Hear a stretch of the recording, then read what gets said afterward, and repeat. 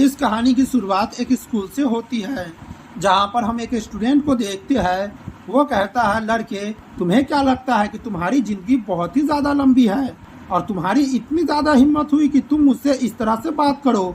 मेरा नाम जैंगबिंग है और मुझे यहाँ पर जो कुछ भी पसंद आता है मैं उसे हासिल कर लेता हूँ, चाहे इसमें तुम्हारी मर्जी हो या फिर न हो। अगर तुम अपना डिवाइन पावर मुझे नहीं देते हो तो तुम मुझ पर विश्वास करो या फिर न करो, मैं तुम्हारे डिवाइन डोमेन कोर को पूरी तरह से बर्बाद कर दूंगा। तभी दूसरा स्टूडेंट कहता है, मेरे सामने जो शख्स खड़ा है उसका नाम जैंगबिंग है और वो स्कूल का पावरफुल बुली है जिसके पास 5000 ड्वार्फ की आर्मी है और इसका बैकग्राउंड बहुत ही ज्यादा अच्छा है। और यहाँ पर जो बेकार सा शख्स दिख रहा है जो कि बहुत ही ज्यादा लाचार और गरीब है, वो मैं हूँ। मेरा नाम हैंगवू है। हालांकि मेरे पास भी आर्मी है, लेकिन मेरे पास बेकार टिड्डे की आर्मी है जिससे मैं कुछ भी नहीं कर सकता हूँ। हैंगवू कहता है, मेरे पास कोई भी डिवाइन पावर नहीं है। अगर मेरे पास एक भी डिवाइन पावर होता फिर भी मैं तुम्हें नहीं देता। अब ये तुम पर डिपेंड करता है कि तुम मुझसे वो डिवाइन पावर ले सकते हो या फिर नहीं। और हैंगवू मन में सोचता है कि मैं यहाँ पर बहुत ही ज्यादा कमजोर हूँ और किसी के भी चैलेंज को एक्सेप्ट करने की हिम्मत भी नहीं करता हूँ। लेकिन मैं आज इस लड़के के चैलेंज को इसलिए एक्सेप्ट कर रहा हूँ क्योंकि ये एक दिन पहले स्टार्ट हुआ था और जैसा कि सभी लोग सोच रहे हैं, मैं दूसरी दुनिया से इस दुनिया में ट्रैवल हुआ हूँ और इस दुनिया का नाम डिवाइन रियल्म है, जहाँ पर सभी लोग अपने पावर को बढ़ाकर गॉड बन जाते हैं। लेकिन मेरे बॉडी का जो ओरिजिनल ऑनर था वो बहुत ही ज्यादा कमजोर था। हालांकि उसने 18 साल के एज में ही अपने डिवाइन रियल्म को अवेकन कर लिया था, लेकिन जो उसकी आर्मी है वो बहुत ही ज्यादा कमजोर है और साथ ही में बेकार भी है क्योंकि उसके पास कुछ बेकार सी टिड्डे की आर्मी है जिससे कुछ भी नहीं किया जा सकता है। तभी हैंगवू बताता है कि मैं जब यहाँ पर आया था तो इसके ओरिजिनल बॉडी की जितनी भी मेमोरी थी वो सभी मुझे अचानक से आने लगी और तब मैंने उसमें देखा कि एक बूढ़ा सा शख्स जो मरने के कगार पर था वो कह रहा था, लड़के इंपीरियल कॉलेज में जो हमला हुआ था उसमें तुम्हारे पेरेंट्स खो गए हैं, लेकिन वे लोग अभी भी जिंदा हो सकते हैं। अगर भविष्य में तुम्हें अपॉर्चुनिटी मिलता है तो तुम जाओ और जाकर उन दोनों को ढूंढना। तभी हैंगवू के मेमोरी में दूसरा झलक आता है जहाँ पर एक लड़की कह रही होती है, हैंगवू अगर तुम यहाँ पर मेरा स्लेव बनना चाहते हो और तुम्हारे पास जो टिड्डे की आर्मी है मेरे थंडरबर्ड के लिए उसे भोजन की तरह से सेक्रीफाइस करते हो तो मैं तुम्हें इस बात की गारंटी देती हूँ कि कोई भी तुम्हें हाई स्कूल में बुली नहीं करेगा और तुम्हें इसके बारे में ध्यान से सोचना चाहिए। तभी हम प्रेजेंट का सीन देखते हैं जहाँ पर जैंगबिंग कहता है, हैंगवू तुम मुझे कल 100 डिवाइन पावर लाकर दो। अगर तुम मुझे डिवाइन पावर नहीं देते हो तो मैं अपने ड्वार्फ की आर्मी को लेकर तुम्हारे डिवाइन रियल में चला जाऊंगा और वहाँ पर तुम्हारे डोमेन को पूरे तरह से बर्बाद कर दूंगा और इसी के साथ ही तुम्हारा फ्यूचर भी बर्बाद हो जाएगा और भविष्य में तुम कभी भी पावरफुल नहीं बन पाओगे। अगला सीन हम कुछ देर बाद का देखते हैं जहाँ पर हैंगवू इसी सब बातों के बारे में सोच रहा होता है और कहता है कि मेरे लिए शुरुआत में ही ये बहुत ही ज्यादा मुश्किल हो गया है और टिड्डे की मदद से मैं क्या ही कर सकता। अगर मैं यहाँ पर पावर भी बढ़ाऊँ अपना तो मैं अपनी पूरी जिंदगी में कभी भी टॉप यूनिवर्सिटी में नहीं जा पाऊंगा। तब तो मैं ये भूल ही जाता हूँ कि मैं अपने खोए हुए पेरेंट को ढूंढ पाऊंगा। हम हैंगवू को देखते हैं, वो एक मशीन के पास जाते हुए कहता है, लेकिन मेरे लिए यहाँ पर अभी टॉप प्रायोरिटी ये है कि मैं सबसे पहले जैंगबिंग को पूरी तरह से बर्बाद कर दूं ताकि मुझे यहाँ पर परेशान करने वाला कोई बचे ही नहीं। और हम देखते हैं हैंगवू एक मशीन में बैठते हुए कहता है कि जब सभी लोग दूसरी दुनिया में ट्रैवल करते हैं तो उन लोगों के पास बहुत ही अच्छी रिसोर्स होती है और वे लोग आराम से जिंदगी जीते हैं, लेकिन मैं यहाँ पर स्ट्रगल कर रहा हूँ। लेकिन यह मेरे लिए कुछ भी नहीं है। मैं यहाँ पर कड़ी मेहनत करूँगा और अपनी जिंदगी को और भी ज्यादा आसान बना लूंगा। और हम देखते हैं ये कहते हुए हैंगवू अपने डिवाइन रियल्म से कनेक्ट हो जाता है और वो जैसे ही अपने आंखों को खोलता है तो देखता है कि उसके सामने एक बहुत ही बड़ा ग्रास लैंड होता है, जिसे देखते हुए हैंगवू कहता है, ओह तो ये मेरा डिवाइन रियल्म है। और वहीं पर वो अपने टिड्डे की आर्मी को देखता है जो एक मामूली सा टिड्डा होता है। तभी हैंगवू अपने इंफॉर्मेशन को एक्टिवेट करता है जहाँ पर उसका पूरा इंफॉर्मेशन आ जाता है जिसमें लिखा हुआ होता है कि होस्ट का नाम हैंगू है और यहाँ पर क्रिएचर को बहुत सारे भागों में बांटा गया है, जैसे कि half God, true God, main God, divine God. और होस्ट के पास डिवाइन टैलेंट केवल एक ही टैलेंट है, जो कि सन ऑफ हेवन का टैलेंट है। और डिवाइन एबिलिटी केवल यही है कि वो अपने क्रिएचर को ग्रोथ को बहुत ही ज्यादा बढ़ा सकता है और उसके लाइफ को सेक्रीफाइस कर सकता है। और डिवाइन पावर तो 0 है। और होस्ट के पास 8 लाख एडल्ट टिड्डे है और साथ ही में 20 मिलियन उसका एग है। उस इंफॉर्मेशन को देखते हुए हैंगू कहता है, अगर मैं अपने पास्ट लाइफ की मेमोरी के बारे में बात करूं तो उसके समझ के मुताबिक यहाँ पर मेरे पास 2 तरह की एबिलिटी है, जो कि पहला एबिलिटी सन ऑफ हेवन का है और साथ ही में दूसरा एबिलिटी सेक्रीफाइस ऑफ लाइफ है। लेकिन मैं इसके बारे में अच्छी तरह से नहीं समझ पा रहा हूँ। ठीक है, मैं इसी में इसका इंफॉर्मेशन चेक कर लेता हूँ कि आखिरकार इसका मतलब क्या होता है। तभी हम देखते हैं वहाँ पर नोटिफिकेशन आता है जिसमें लिखा हुआ होता है सन ऑफ हेवन का मतलब ये है कि होस्ट का लक बहुत ही ज्यादा अच्छा है। जैसे जैसे होस्ट का लेवल बढ़ता जाएगा वैसे वैसे यहाँ पर बहुत सारी एबिलिटी और एट्रीब्यूट पॉइंट होस्ट को मिलते रहेंगे। और लाइफ सेक्रीफाइस का मतलब ये है कि होस्ट अपने आर्मी के लाइफ को यहाँ पर सेक्रीफाइस कर सकती है और साथ ही में यहाँ पर उसके बदले में दूसरे चीज को भी ले सकती है। और जब होस्ट अपने आर्मी को यहाँ पर सेक्रीफाइस करेंगे तब उसी के मुताबिक रैंडमली यहाँ पर होस्ट को गिफ्ट मिलेगा और ये केवल एक दिन में एक बार ही इस्तेमाल किया जा सकता है। हैंगू उन सारे इंफॉर्मेशन को देखते हुए मन में सोचता है, ओह ये तो चूजन वन है। मुझे ऐसा लगता है कि ये मेरा गोल्डन फिंगर है, जो कि मैं इस दुनिया में आया हूँ तो अपने साथ ही लेकर आया हूँ। और यहाँ पर मैं सेक्रीफाइस ऑफ लाइफ की बात करूँ तो वो मेरा एक एडिशन एबिलिटी है। अगर मैं यहाँ पर अपने गोल्डन फिंगर का इस्तेमाल करूँ तो मैं अपने ग्रैंडफादर के लास्ट विश को जरूर ही पूरा कर पाऊंगा। लेकिन मेरे लिए मेरे लिए सबसे ज्यादा पहली जरूरी तो ये है कि मैं स्कूल के बुली से कल निपटूं। लेकिन आखिरकार मैं अपने कीड़े की आर्मी से उसे कैसे हराऊंगा।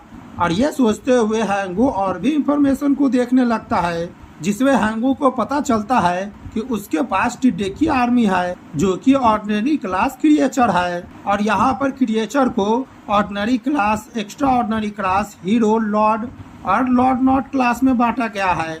और टिड्डे की एबिलिटी रिप्रोडक्शन है, क्योंकि एक टिड्डे की कैपेसिटी रिप्रोडक्शन का 300 टाइम गुना ज्यादा है दूसरे के मुकाबले। और लाइफ साइकिल 90 दिन का है, जो कि 15 दिन अंडे में ही वे लोग रहते हैं और 45 दिन एडल्ट स्टेज में रहते हैं, 90 डे ओल्ड स्टेज में। इन सारे इंफॉर्मेशन को देखकर हैंगू मन में सोचता है, मेरे आर्मी के पास रिप्रोडक्शन की एबिलिटी है और साथ ही में इसका लाइफ साइकिल बहुत ही ज्यादा कम है, लेकिन इसकी ग्रोथ की एबिलिटी बहुत ही ज्यादा अच्छा है। और साथ ही में मैं यहाँ पर इसके लाइफ को सेक्रीफाइस भी कर सकता हूँ। और अगर मैं इसकी लाइफ को सेक्रीफाइस करूंगा तो मुझे यहाँ पर बहुत अच्छा रिवॉर्ड या फिर इक्विपमेंट भी मिलेगा। तभी हैंगू चौंकते हुए कहता है, अब मैं सब समझ गया हूँ। मैं यहाँ पर अब गैम्बलिंग खेलने वाला हूँ बहुत बड़ा। अगर मैं जीत जाता हूँ तो मैं यहाँ पर एक मास्टर बन जाऊंगा, लेकिन अगर मैं हार जाता हूँ तो मैं यहाँ पर पूरी तरह से ही बेकार बन जाऊंगा। ठीक है, मैं ये गैम्बल करके जरूर ही देखूंगा। अगला सीन हम अगले दिन का देखते हैं, जहाँ पर हैंगू अपने क्लास पे बैठा होता है। तभी वहाँ पर लड़की आती है और कहती है, हैंगू मैंने यहाँ पर तुम्हें अपना स्लेव बनने का प्रपोजल दी थी, क्या तुमने उसके बारे में सोचा है?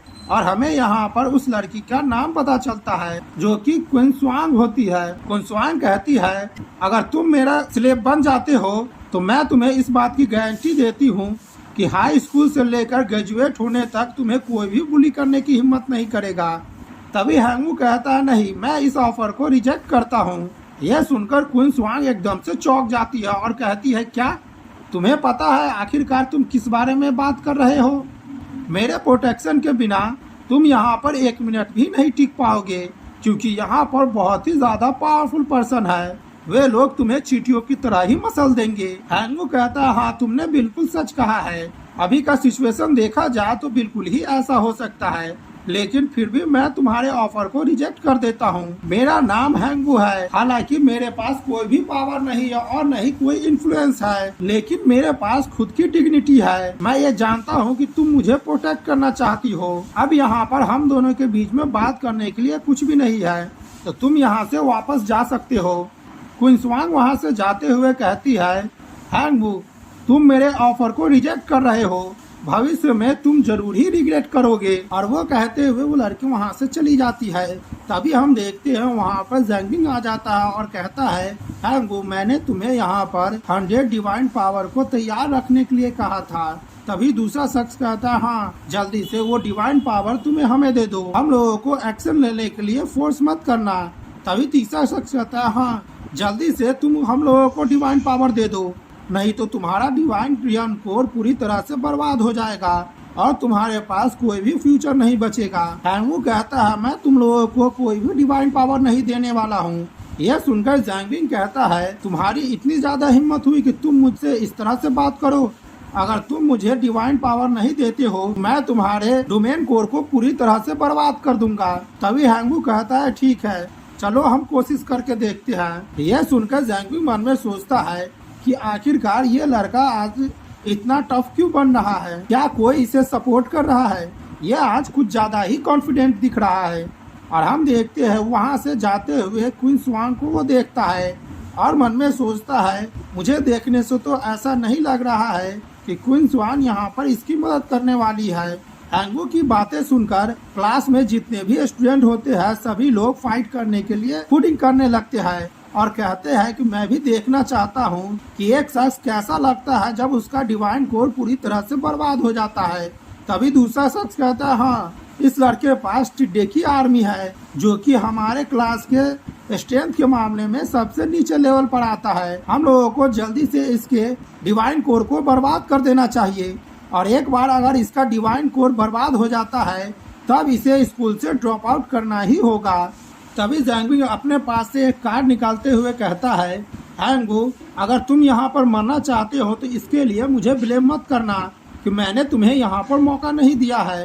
तुम जैसे कचरे से डील करने के लिए अगर मुझे यहाँ पर 10 डिवाइन पावर को भी खर्चा करना पड़ेगा तभी भी मुझे कोई भी फर्क नहीं पड़ता है। और हम देखते हैं जैंगबिंग उस कार्ड का इस्तेमाल कर देता है और हमें यहाँ पर उस कार्ड के बारे में बताया जाता है, जो कि इंट्रूजन कार्ड होता है और वो 10 डिवाइन पावर के बराबर का होता है। अगर यहाँ पर टारगेट को लॉक कर दिया जाए तब उस दोनों टारगेट के बीच में एक गेट बन जाता है और एक शख्स दूसरे डिवाइन डोमेन में जा सकता है और साथ ही में अपने आर्मी को भी भेज सकता है और उस पर हमला करवा सकता है। उस कार्ड का इस्तेमाल करते देख हैंगू एकदम से चौंक जाता है और हम देखते हैं हैंगू भी अपने डिवाइन डोमेन में टेलीपोर्ट हो जाता है। तभी वो अपने सामने बहुत बड़े गेट को देखता है। उस गेट को देखकर हैंगू एकदम से चौंक जाता है और कहता है, आखिरकार ये क्या है? तभी वो दरवाजा खुलता है और अंदर से बहुत सारे ड्वार्फ आते हैं। हालांकि ये सब ड्वार्फ कम गॉब्लिन दिखने में ज्यादा लगता है,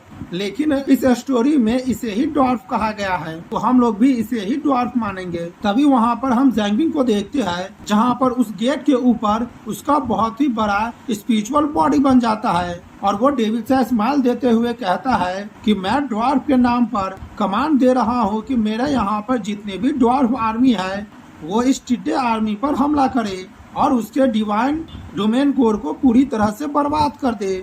जैंगबिंग का ऑर्डर मिलते ही वहाँ पर जितने भी ड्वार्फ होते हैं सभी लोग अपने पावर को रिलीज कर देते हैं और वहाँ पर बहुत ही ज्यादा चेयर अप करने लगते हैं। तभी हम बाहर का सीन देखते हैं जहाँ पर सारे स्टूडेंट अंदर के नज़ारे को देख रहा होता है। एक स्टूडेंट कहता है, जैंगबिंग की ड्वार्फ आर्मी में तो और भी 1000 ड्वार्फ जुड़ गए हैं और इसका स्ट्रेंथ इतना ज्यादा बढ़ गया है कि हाई स्कूल के टॉप 50 में तो ये आ ही सकता है। दूसरा स्टूडेंट कहता है, क्या तुम टॉप 50 की बात कर रहे हो? आखिरकार तुम ये किस तरह की बकवास बातें कर रहे हो? क्या तुम ये नहीं देख पा रहे हो यहाँ पर जितने भी ड्वार्फ है सभी के पास बहुत ही अच्छी आर्मर और बहुत ही अच्छी वेपन है, उसका स्ट्रेंथ टॉप 30 में तो होगा ही। तभी तीसरा स्टूडेंट कहता है, तुम लोग उधर देखो, इस ड्वार्फ आर्मी में यहाँ पर इलाइट क्रिएचर भी है, तुम लोगों को उसे देखना चाहिए, वो दिखने में बहुत ही ज्यादा पावरफुल लग रहा है। तभी तीसरा स्टूडेंट कहता है, जैंगमिंग ने यहाँ पर इलाइट क्रिएचर को बना लिया है। मुझे अब ऐसा लग रहा है कि हैंगू तो इस बार पक्का ही खत्म हो जाएगा और उसे यहाँ पर अब कोई भी नहीं बचा पाएगा। इधर हम क्वीन स्वान को देखते हैं, जो ये देखकर वो बहुत ही ज्यादा परेशान हो रही होती है। तभी इधर हम हैंगू को देखते हैं, वो यहाँ पर अपने एक्सप्लोडिंग टिड्डे को बाहर निकलता है और द्वार पर हमला करने का ऑर्डर देता है। उसके टिड्डे को देखकर एक स्टूडेंट कहता है, तुम लोग देखो आखिरकार यहाँ पर लाल उड़ने वाला कीड़ा क्या है। तभी दूसरा स्टूडेंट चौंकते हुए कहता है, ये तो एक्सप्लोडिंग टिड्डा है, ये भी एक इलाइट फॉर्म है, लेकिन मैंने तो सुना था कि हैंगू का जो टिड्डे की आर्मी है वो बहुत ही ज्यादा बेकार है।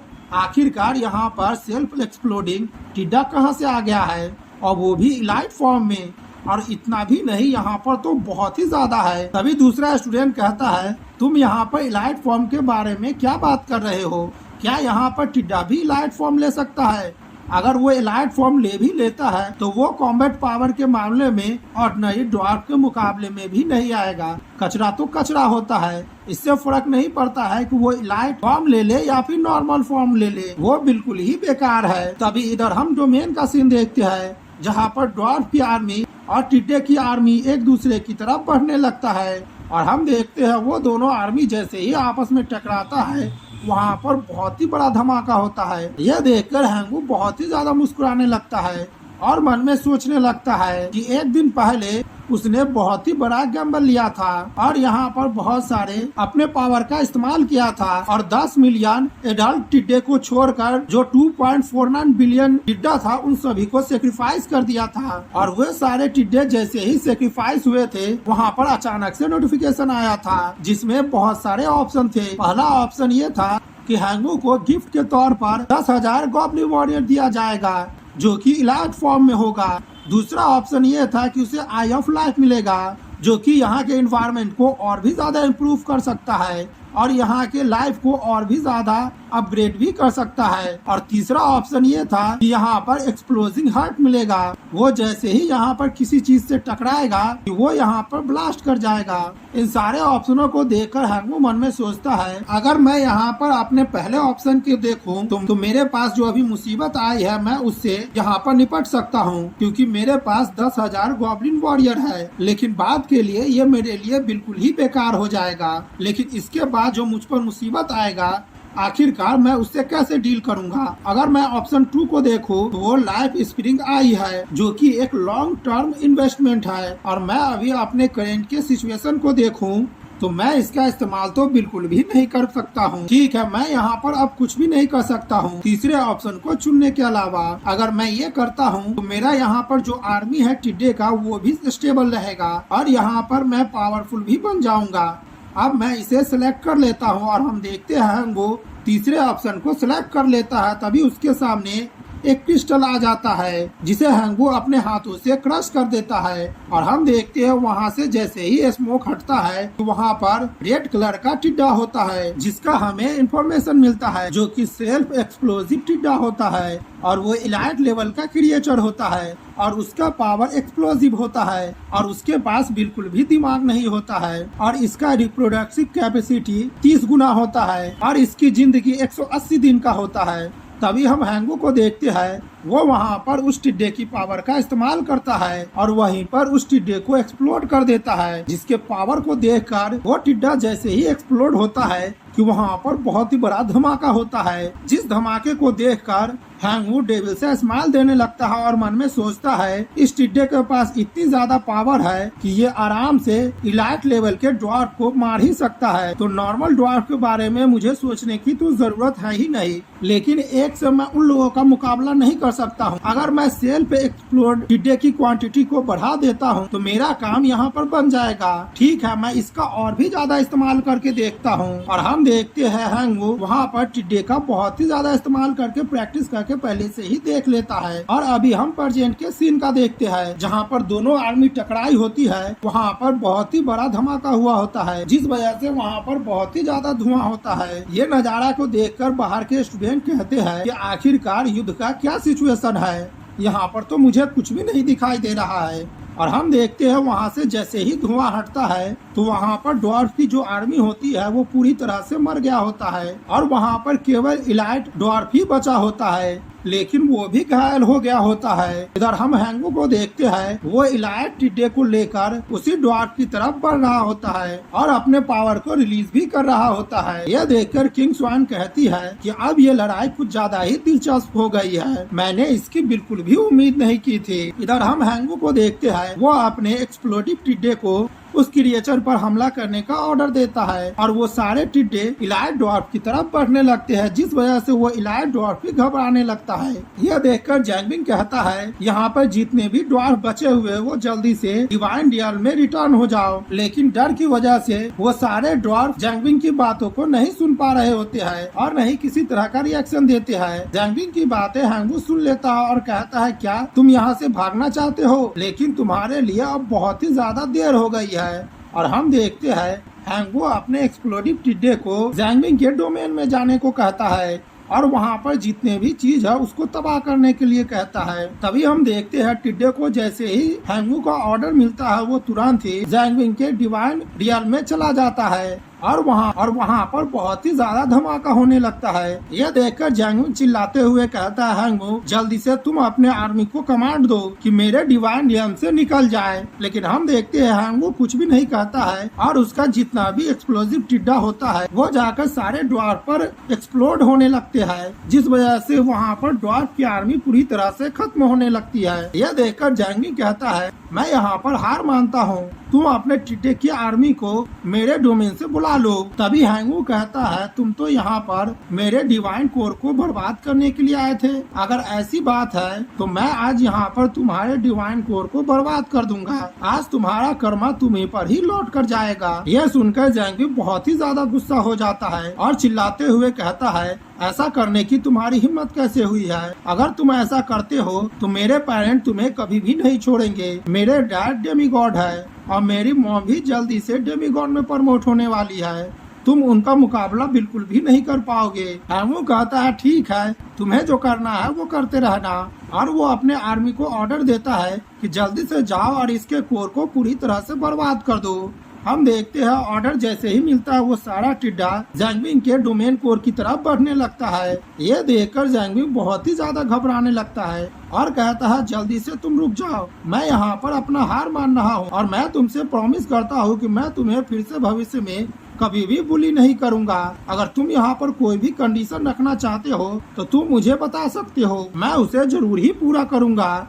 तुम अपने आर्मी को रुकने के लिए कहो। और ये कहते हुए जैंगबिंग यहाँ पर रोने भी लगता है। हैंगू डेविल से स्माइल देते हुए कहता है, मुझे यहाँ पर तुमसे कुछ भी नहीं चाहिए। तभी पीछे से हैंगू को कुछ आवाज सुनाई देती है, हैंगू तुम रुक जाओ, तुम ऐसा बिल्कुल भी नहीं कर सकते हो। उस आवाज को सुनकर हैंगू एकदम से चौंक जाता है और पीछे की तरफ देखता है। वो आवाज किसी और की नहीं बल्कि हैंगू की क्लास टीचर की होती है। हैंगू के क्लास टीचर कहते हैं, हैंगू तुम रुक जाओ, तुम पहले ही इस डुअल को जीत चुके हो और तुम्हें इतना ज्यादा रूथलेस होने की जरूरत नहीं है। टीचर को वहाँ पर देखकर जैंगबिंग कहता है, टीचर जल्दी से इस पागल लड़के को रोकिए, आपको तो पता ही है कि मेरे पेरेंट्स। जैंगबिंग इतना कहता ही है कि तभी टीचर उसे हाथ से इशारा करता है और कहता है कि ठीक है, मैं सब चीज देख लूंगा। लेकिन हम हैंगू को देखते हैं, वो अपने सेना को नहीं रोकता है और उसके जितने भी टिड्डे होते हैं वो सभी जैंगबिंग के डोमेन कोर पर हमला करने के लिए आगे बढ़ रहे होते हैं और हमला भी करने लगते हैं। ये देखकर जैंगबिंग जोर जोर से चिल्लाने लगता है और कहता है, नहीं टीचर प्लीज आप इस पागल लड़के को रोक दीजिए और मुझे यहाँ पर बचा लीजिए। जैंगबिंग की बातें सुनकर टीचर बहुत ही ज्यादा गुस्सा हो जाता और कहता है, हैंगू क्या तुम्हें नहीं सुनाई दिया है कि मैंने तुमसे क्या कहा है?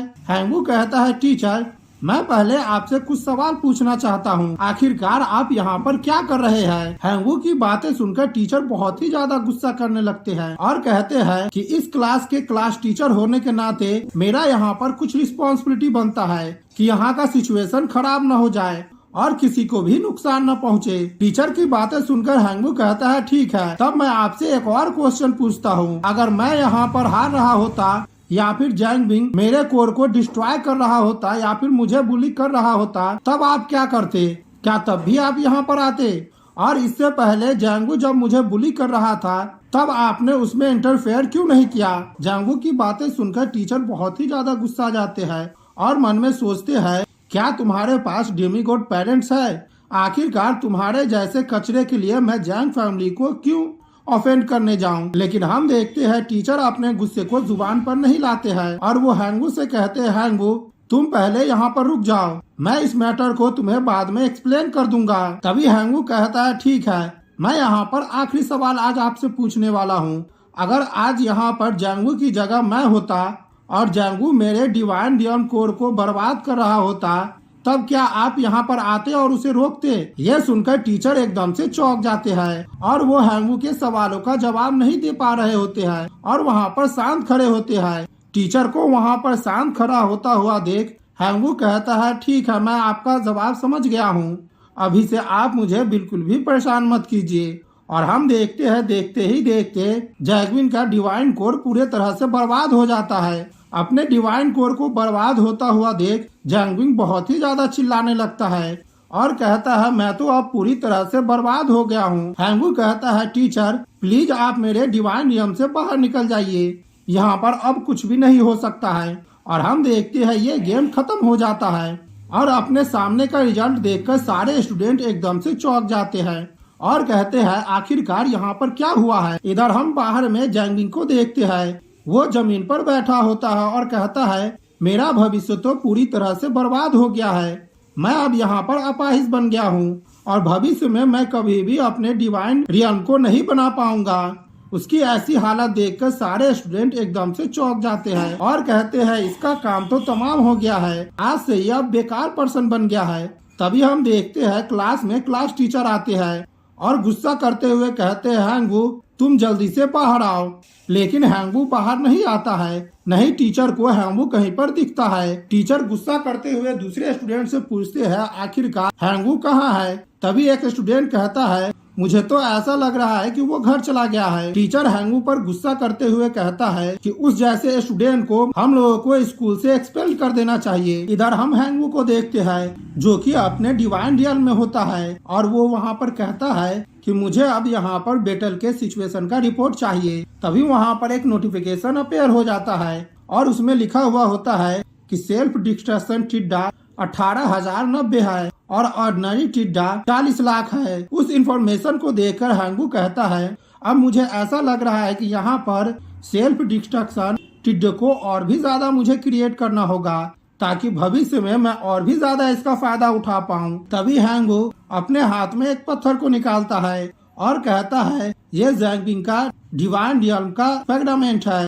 उस समय मुझे ये रिवॉर्ड के तौर पर मिला था, अब इसका इस्तेमाल मैं अपने डिवाइन रियल्म के साथ फ्यूज कर करूंगा, जिससे मेरा डिवाइन रियल्म और भी ज्यादा बड़ा हो जाएगा। तभी हम देखते हैं हैंगू उस फ्रेगमेंट से अपने डिवाइन रियल्म को फ्यूज कर देता है। तभी वहाँ पर नोटिफिकेशन आता है कि डिवाइन रियल्म का एरिया 160 स्क्वायर किलोमीटर बढ़ा दिया गया है। अब होस्ट के पास 260 स्क्वायर किलोमीटर एरिया है, जिसमें से खेती करने की जगह 100 स्क्वायर किलोमीटर है और माइनिंग की जगह 20 स्क्वायर किलोमीटर है और 40 स्क्वायर किलोमीटर में फॉरेस्ट है और 60 स्क्वायर किलोमीटर में डेजर्ट है और साथ ही में यहाँ पर माउंटेन रेंज भी है।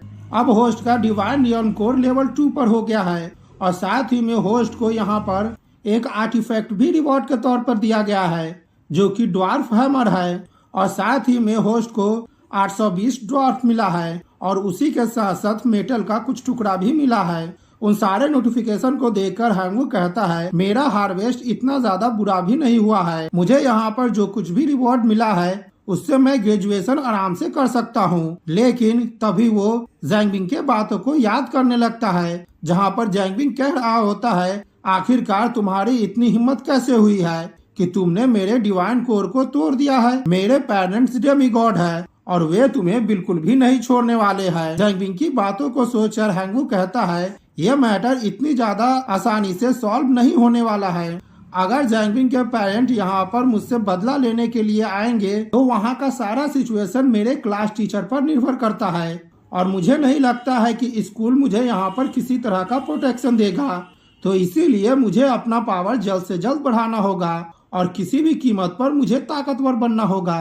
यह सोचते हुए हैंगू कहता है, ठीक है, मुझे यहाँ पर जो कुछ रिवॉर्ड मिला है मैं उसमें से कुछ बेच देता हूँ। और हम देखते हैं वो आयरन ड्वार्फ हैमर को सेल पर लगा देता है और कहता है कि मैं भी देखता हूँ कि इसके एक्सचेंज में मुझे यहाँ पर कौन सा आइटम मिलता है।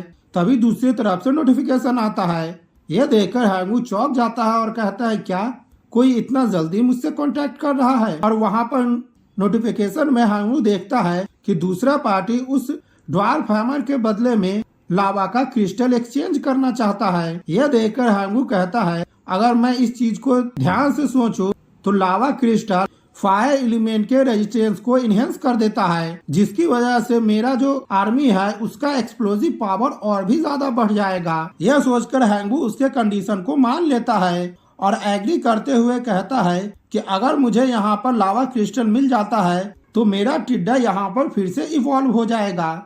और हम देखते हैं वहाँ पर लावा क्रिस्टल भी आ जाता है, जिसका इस्तेमाल हैंगू कर भी देता है। और देखते ही देखते वहाँ पर बहुत सारे टिड्डे अपग्रेड हो जाते हैं। तभी वहाँ पर नोटिफिकेशन आता है कि होस्ट के इस टिड्डे का नाम ब्रस्टिंग टिड्डा है और ये इलाइट लेवल का क्रिएचर है, जिसका एक्सप्लोजिव पावर पिछले वाले से बहुत ज्यादा है और इसका लाइफ स्पेन 220 दिन है।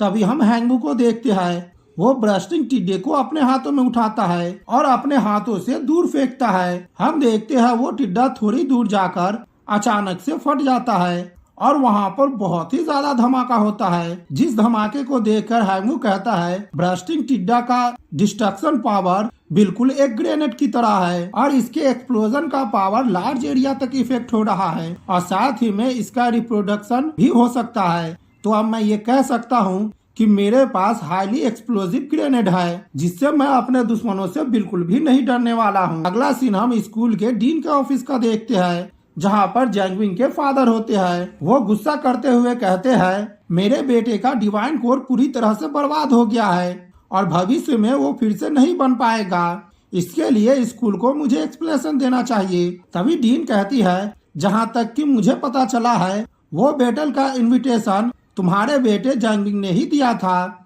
और जैंगविंग के खिलाफ बहुत ही ज्यादा रिपोर्ट है और उसने बहुत सारे नियमों को भी तोड़ा है और वो अपने क्लासमेट को हमेशा बुली किया करता है। यह सुनकर जैंगविंग के फादर गुस्सा करते हैं और अपने पावर को रिलीज करते हुए कहते हैं क्या तुम्हारे कहने का ये मतलब है कि मेरे बेटे का जो डिवाइन कोर पूरी तरह से बर्बाद हुआ है उसमें उसी की गलती है और स्कूल यहाँ पर कोई भी रिस्पॉन्सिबिलिटी नहीं लेनी चाहती है। तुम लोग मेरे बेटे के टीचर हो तो तुम लोगों को रिस्पॉन्सिबिलिटी लेनी ही होगी। तभी जैंगविंग की मदर कहती है जिस लड़के ने मेरे बेटे के डिवाइन कोर को बर्बाद किया है उसको भी पनिशमेंट मिलना चाहिए और तुम लोगों को उसे स्कूल से एक्सपेल कर देना चाहिए। इधर हम हैंगू को देखते हैं जो कि अपने डिवाइन रियल में होता है और अपने ब्रस्टिंग टिड्डा को देखकर बहुत ही ज्यादा खुश होता है और कहता है कि इन लोगों का ग्रोथ रेट बहुत ही ज्यादा अच्छा है और कुछ ही दिनों में यहाँ पर बहुत ही ज्यादा ब्रस्टिंग टिड्डा हो जाएगा, तो इस वजह से मेरा पावर भी बहुत ज्यादा बढ़ जाएगा।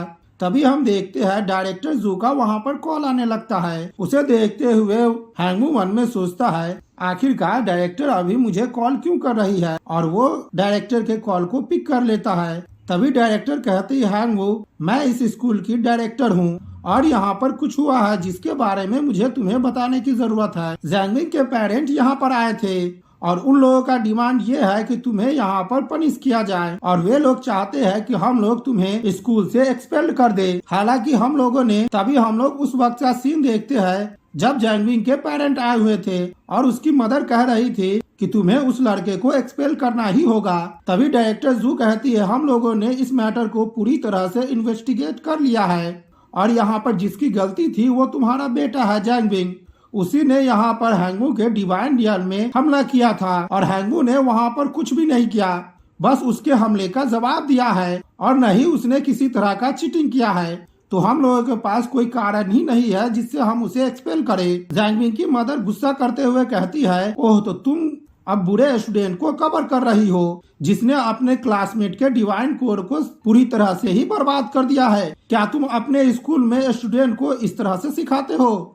तभी डायरेक्टर कहती है आप लोग यहाँ पर फैक्ट को बदलने की कोशिश मत कीजिए और हैंगू बहुत ही अच्छा लड़का है जो कि स्कूल के सारे नियमों को पालन करता है और हम लोगों के पास बहुत ही ज्यादा एविडेंस है कि वो तुम्हारा लड़का है जो दूसरे स्टूडेंट को बुली करता है और स्कूल के किसी भी नियम को नहीं मानता है। जैंगविन की मदर गुस्सा करते हुए कहती है, तुम बकवास करना बंद करो। मैं तुमसे और भी ज्यादा बहस नहीं करना चाहता हूँ। मैं तो बस तुमसे ये पूछना चाहती हूँ कि तुम उसे एक्सपेल करते हो या फिर नहीं। डायरेक्टर जू कहती है, मुझे माफ कर देना, ये मुमकिन बिल्कुल भी नहीं है। हम लोग उसे एक्सपेल नहीं करने वाले हैं। तभी जैंगविन के फादर कहते हैं, डायरेक्टर जू, मैं ये मानता हूँ कि स्कूल उसे पनिशमेंट नहीं देगी, लेकिन मैं यहाँ पर विक्टिम हूँ, तो मुझे अपना गुस्सा उस पर निकालना तो होगा ही। अगर यहाँ पर आप मेरे इस रिक्वेस्ट को नहीं मानते हैं, तब तो मैं यहाँ पर स्कूल के रेपुटेशन को बिल्कुल भी परवाह नहीं करूँगा। और डायरेक्टर हैंगवू से कहते हैं कि उस मीटिंग के अंत में यही फैसला निकल कर आया कि जैंगविन के फादर के पास जो आर्मी है, उसका 1000 आर्मी वो तुम्हारे डिवाइन रियल में भेजेगा। इससे फर्क नहीं पड़ता है कि उसका रिजल्ट क्या आता है, इसके बाद वो तुम्हारा पीछा बिल्कुल भी नहीं करेगा और ये मैटर पूरी तरह से ही खत्म हो जाएगा। ये तुम्हारे लिए बहुत ही ज्यादा प्रोटेक्शन है जो कि स्कूल दे सकता था, लेकिन अगर मैं देखूं तो एक डेमी गॉड के 1000 सोल्जर से खुद को प्रोटेक्ट करना वो बहुत ही ज्यादा मुश्किल होता है, क्योंकि एक डेमी गॉड का 1000 सोल्जर ऑर्डिनरी सोल्जर के मुकाबले 50,000 के बराबर होता है। तो मैं यहाँ पर पूछना चाहती हूँ स्टूडेंट हैंगवू, क्या तुम इसे हैंडल कर सकते हो? ये सुनकर हैंगवू कहता है, डायरेक्टर जू, मेरी मदद करने के लिए आपका बहुत बहुत शुक्रिया। कल मैं स्कूल में आऊंगा और उसके चैलेंज को फेस करूंगा। और हम देखते हैं वो कॉल वहाँ पर कट हो जाता है और उसे देखते हुए हैंगवू मन में सोचता है कि मुझे अब ऐसा लग रहा है कि मेरे पावर को अब और भी ज्यादा जल्दी इम्प्रूव करना होगा और अब समय आ गया है कि मैं अपने सोल्जर्स का लाइफ सेक्रीफाइस दूसरी बार दूं। और हम देखते हैं वो अपने टिड्डे के बिलियंस की संख्या में सेक्रीफाइस कर देता है। तभी वहाँ पर जोरदार धमाका होता है और हम देखते हैं वहाँ पर एक नोटिफिकेशन अपीयर होता है, जिसमें पहला ऑप्शन होता है कि यहाँ पर लेवल 1 का आर्टिफैक्ट है जो कि ब्लड रेड डीमन आई है। अगर होस्ट ब्लड रेड डीमन आई को अपने डिवाइन कोर से फ्यूज कर देंगे, तब यहाँ पर जो होस्ट की आर्मी है वो ब्लड आई के साथ ही जन्म लेगी। और ब्लड आई के बारे में बात करें तो ब्लड आई होस्ट के डायनेमिक विजन को इनहेंस कर देगी और साथ ही में जैसे ही वहाँ पर वो किसी तरह का ब्लड देखेगा, बेजार के स्टेट में चला जाएगा। और ऑप्शन 2 में ये है कि यहाँ पर होस्ट को लेवल 1 का क्रिस्टल बॉल मिलेगा जो कि फायर बॉल है। अगर होस्ट इसे अपने डिवाइन कोर के साथ मर्ज करवाते हैं तो होस्ट की जितनी भी आर्मी है तो वो फायर बॉल की टेक्निक को पूरी तरह से सीख लेंगे और साथ ही में उसका इस्तेमाल भी कर पाएंगे। और तीसरा ऑप्शन ये है कि होस्ट को यहाँ पर एक नया क्रिएचर दिया जाएगा जिसका नाम जैंगटन जैंगफे है जो कि एक हीरोइक लाइफ फॉर्म है। इन सारे ऑप्शनों को देखकर हैंगवू कहता है कि मैंने यहाँ पर बिलियंस क्रिएचर को सेक्रीफाइस कर दिया है और उसका रिवॉर्ड जो मिला है मुझे वो उतना बुरा भी नहीं है। और हम देखते हैं वो तीसरे ऑप्शन को चुनता है। वो जैसे ही तीसरे ऑप्शन को चुनता है तभी वहाँ पर एक पर्सन अपीयर हो जाता है जो कि दिखने में बहुत ही ज्यादा पावरफुल लगता है। और तभी वहाँ पर हमें नोटिफिकेशन आता है जिसके बारे में बताया जाता है कि इसका नाम जैंगटाई जैंगफे है और ये जैंगफे रेस से बिलोंग करता है और इसका लेवल हीरोइक लेवल पर है और इसका टैलेंट स्वॉर्ड विंड टैलेंट है। उसका स्वॉर्ड स्किल लेवल 3 पर है और वो अपने से अब कुछ भी नहीं सीख सकता है और उसका लाइफ स्पेन 800 साल तक है और उसकी अभी एज 150 साल है। तभी जैंगटाई कहता है, मास्टर मुझे यहाँ पर स्वॉर्ड चाहिए। हैंगवू कहता है, ठीक है, मुझे तुम्हें स्वॉर्ड देने में कोई भी दिक्कत नहीं है। और हम देखते हैं हैंगवू ट्रेडिंग नेटवर्क को खोल लेता है और उसे देखते हुए मन में सोचता है कि यहाँ पर बीते कुछ दिनों में मैंने बहुत सारे टिड्डे को पावरफुल बनाया है और मेरा फेथ पावर 100 मिलियन तक पहुंच गया है और मैं उसे बदलकर डिवाइन पॉइंट कर सकता हूं क्योंकि मेरे पास जो बहुत सारा लैंड था मैंने उसे भी बेच दिया है और ये सब करके मेरे पास अभी केवल 54 पॉइंट डिवाइन पावर है। तभी हम देखते हैं हैंगवू को एक स्वॉर्ड दिखता है जो कि एक ऑर्डिनरी स्वॉर्ड होता है और उसका नाम स्ट्रॉम ग्रेट स्वॉर्ड होता है जिसका कॉस्ट 15 डिवाइन पावर होता है। तभी यहाँ पर हमें इक्विपमेंट के लेवल के बारे में बताया जाता है कि ऑर्डिनरी इक्विपमेंट बहुत ही बेकार मटेरियल से बनाया जाता है और उसके अंदर कोई भी एनर्जी फ्यूज नहीं की जाती है और फेथ इक्विपमेंट बहुत ही ज्यादा अच्छे मटेरियल से बनाया जाता है और उसके अंदर एनर्जी को फ्यूज किया जाता है जो कि एक स्पेशल इफेक्ट होता है। तीसरा डिवाइन इक्विपमेंट जो कि लार्ज अमाउंट में डिवाइन क्रिस्टल की जरूरत होती है और उसी से बनाई जाती है और वो आगे चल के खुद से ही इवॉल्व हो जाती है। और साथ में डिविनिटी इक्विपमेंट एक ऐसा इक्विपमेंट होता है जो कि केवल गॉड ही कंट्रोल करते हैं, जिसके अंदर गॉड की पावर की अथॉरिटी होती है। और हम देखते हैं वो उस ऑर्डिनरी से स्वॉर्ड को खरीद कर जैंगटन को दे देता है। उसे अपने हाथों में लेकर जैंगटन कहता है, आपने जो मुझे वेपन दिया है वो मुझे बहुत ही ज्यादा पसंद आया है। और तभी हम देखते हैं जैंगटन उस स्वॉर्ड से हमला करता है, जो कि बहुत ही ज्यादा पावरफुल हमला होता है। उस हमले को देखकर जैंगटन कहता है, मास्टर मुझे यहाँ पर 3 और ऐसा ही हथियार चाहिए जिससे मैं अपने पावरफुल हमले को अनलीश कर सकूं। यह सुनकर हैंगवू एकदम से चौंक जाता है और घबराते हुए मन में सोचता है, क्या इसे यहाँ पर 3 और ऐसा स्वॉर्ड चाहिए? कहने में तो बहुत ही ज्यादा आसान है, लेकिन इसके लिए 150 डिवाइन पावर पॉइंट लगेंगे। इसको क्या लगता है कि डिवाइन पावर पॉइंट ऐसे ही हवा से आते हैं? तभी हैंगवू कहता है, यहाँ पर जैंगविंग के फादर के साथ कल मेरा बैटल होने वाला है और उसके पास 1000 की आर्मी है जो कि डेमी गॉड के द्वारा तैयार किया गया है। मैं उसमें बिल्कुल भी लापरवाही नहीं कर सकता हूँ, मैं केवल उसमें अपना बेस्ट ही दे सकता हूँ। इसीलिए मुझे यहाँ पर कुछ न कुछ उपाय तो ढूंढना ही होगा। अगला सीन हम क्वीन स्वांग के डियान नियम का देखते हैं, जहाँ पर वो अपने क्रिएचर के साथ कल्टीवेट कर रही होती है। तभी क्वीन स्वांग याद करती है कि एक दिन नदी में वो जब डूब रही थी तब हैंगवू ने उसे उस नदी से डूबने से बचाया था और उसे किस करके उसके मुंह से पानी भी निकाला था। उसी सीन को याद करके क्वीन स्वान बहुत ही ज्यादा इरिटेट हो रही होती है और कहती है, हैंगवू तुम तो बहुत ही ज्यादा एनोइंग हो, तुम यहाँ पर मरना बिल्कुल ही डिजर्व करते हो। लेकिन क्वीन स्वान बहुत ही ज्यादा शर्मा भी रही होती है और कहती है, मेरे ग्रैंडफादर एक ट्रू गॉड है और मेरे फैमिली में 23 डेमी गॉड है। उसे क्या लगता है कि मैं उसे प्रोटेक्ट नहीं कर सकती हूँ? वो इतना सोच ही रही होती है, तभी हैंगवू का वहाँ पर कॉल आने लगता है। वो जैसे ही कॉल को उठाती है तो सामने देखती है कि हैंगवू है। वो हैंगवू से कहती है, क्या तुमने अपना माइंड बदल लिया है और तुम मेरे स्लेव बनने के लिए तैयार हो? हैंगवू कहता है, नहीं, मैं यहाँ पर तुम्हारा स्लेव बनने के लिए नहीं आया हूँ, मैं तो बस यहाँ पर तुमसे कुछ डिवाइन पावर को बोरो करना चाहता हूँ। क्वीन स्वांग कहती है, क्या तुम मुझसे यहाँ पर डिवाइन पावर उधार लेना चाहते हो? ठीक है, तो मैं तुमसे कुछ पूछती हूँ, आखिरकार डिवाइन पावर के बदले में तुम मुझे क्या दे सकती हो? तुम्हारे पास तो बेकार सी आर्मी है। तुम ये बिल्कुल भी मत सोचना कि तुमने जैंगविंग को हरा दिया है तो तुम बहुत ही ज्यादा स्पेशल हो। तुम बहुत ही ज्यादा मुश्किल से अपने ब्रस्टिंग टिड्डे से उसको हरा पाए हो और बहुत ही ज्यादा मुश्किलों से उस टिड्डे को इलाइट टिड्डा बना पाए हो। मेरे सामने उसकी कोई भी वैल्यू नहीं है। क्वीन स्वांग की बातें सुनकर हैंगवू कॉल को डिस्कनेक्ट करते हुए कहता है, ठीक है, तो मुझे माफ कर देना कि मैंने तुम्हें डिस्टर्ब किया है। यह देखकर क्वीन स्वांग एकदम से चौंक जाती है और वो शर्माते हुए कहती है कि आखिरकार मैं ये क्या कर रही हूँ और मैंने उस लड़के को क्या कह दिया है? मेरा ये कहने का बिल्कुल भी मतलब नहीं था। मैं आशा करती हूँ कि वो मेरे बातों को गलत न समझा हो। और हम देखते हैं क्वीन स्वांग फिर से हैंगवू को कॉल करती है। तभी हैंगवू कॉल को उठाते हुए कहता है कि अब तुम्हें क्या हुआ है? तुमने मुझसे कांटेक्ट क्यों किया है? क्वीन स्वांग शर्माते हुए कहती है, आखिरकार तुम्हें कितने डिवाइन पावर की जरूरत है? तुम मुझे अपना अकाउंट नंबर दो। तभी अगला सीन हम कुछ देर बाद का देखते हैं, जहाँ पर जैंगटाई के हाथ में 4 स्वॉर्ड होता है और हैंगवू कहता है, जैंगटाई, मेरे पास जितना भी चीज था मैंने सभी तुम्हें दे दिया है और मेरी जिंदगी अब तुम पर ही निर्भर करता है। मैं आशा करता हूँ कि तुम बहुत ही अच्छे से परफॉर्म करोगे और मैं सोच रहा हूँ कि जितना तुम पावरफुल हो उतना पावरफुल होगे।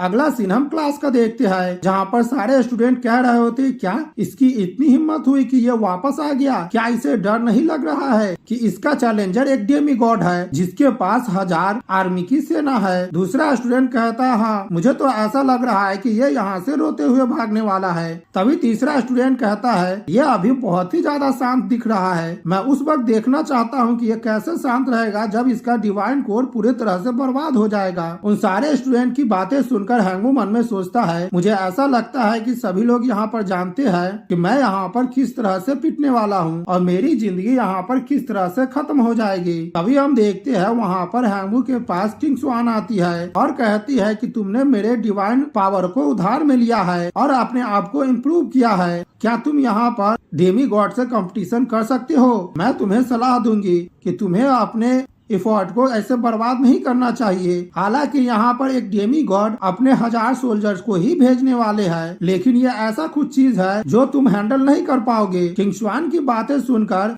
हैंगवू कहता है मेरे पास कोई दूसरा ऑप्शन नहीं है। किंग स्वान कहती है हाँ तुम्हारे पास दूसरा ऑप्शन है, अगर तुम मेरे स्लेव बन जाते हो तब मैं अपने फैमिली को कांटेक्ट करूंगी और उसे कहूंगी कि जैंगविंग के फादर पर प्रेशर बनाए। उसके परिवार में केवल एक ही डेमी गॉड है और मेरे परिवार में एक ट्रू गॉड है और 23 डेमी गॉड भी है। वो हमारे ऑर्डर को डिसओबे करने की हिम्मत बिल्कुल भी नहीं करेगा। हैंगवू वहाँ से जाते हुए कहता है आपके काइंडनेस के लिए मैं बहुत ही ज्यादा आभारी हूँ, लेकिन अब मैं जिस सिचुएशन में हूँ वहाँ से पीछे नहीं हट सकता हूँ। मुझे यहाँ पर एक डेमी गॉड के 1000 आर्मी से लड़ने के लिए खुद को तैयारी करनी है, इसीलिए मैं यहाँ से जा रहा हूँ। तभी एक स्टूडेंट कहता है हैंगवू आखिरकार तुम यहाँ पर किंग स्वान को दूसरी तरह से ट्रीट क्यों करते हो? तुम तो एक बेकार से कचरे हो और एक कचरे को नहीं पता है कि वो कैसे मरेगा, लेकिन मैं आज तुम्हें बता दूं कि आज तुम पक्का ही मरोगे। तभी हम देखते हैं वहाँ पर जैंगविंग के पेरेंट्स आ जाते हैं और क्लास टीचर उसे लेकर आते हैं और कहते हैं सर आप इस तरफ से चलिए, और हैंगवू की तरफ इशारा करते हुए कहता है हाँ वहाँ पर जो लड़का बैठा हुआ है वही हैंगवू है।